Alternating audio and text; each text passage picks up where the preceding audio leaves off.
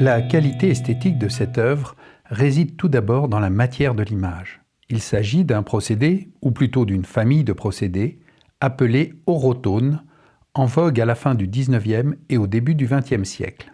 Le principe est un tirage sur verre monté sur un fond doré réfléchissant.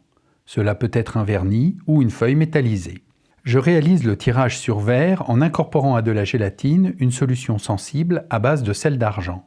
Le mélange est coulé sur une plaque de verre que l'on incline alternativement vers chaque côté, jusqu'à former une couche fine et uniforme de cette émulsion sensible à la lumière. Une fois sèche, la plaque est exposée au négatif par contact, puis traitée comme un tirage papier. À la différence de ce dernier, où l'image se forme dans l'épaisseur des fibres, le tirage sur verre fait apparaître les détails les plus fins de l'image, donnant ainsi une sensation d'extrême définition.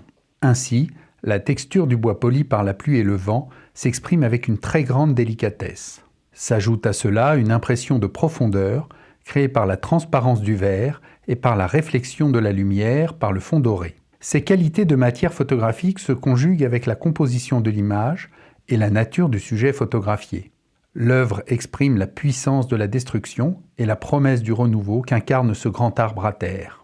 J'avais repéré la souche lors d'une promenade en forêt et j'avais été frappé par les formes étonnantes, noircies et polies. Les vers de François Villon m'étaient venus à l'esprit. La pluie nous a débués et lavés et le soleil desséchés et noircis. Touché par la beauté et le symbolisme du motif, je suis revenu avec ma chambre photographique pour faire une image. Les mouvements du corps arrière et du corps avant de l'appareil m'ont permis de gérer la netteté et l'effet de perspective afin d'accentuer la puissance des formes. Le tirage est présenté dans un cadre de bois naturel. Lorsqu'on le regarde de face, il y a un effet miroir qui montre le visage de l'observateur comme incrusté à l'arbre déraciné dans la lumière dorée de l'orotone.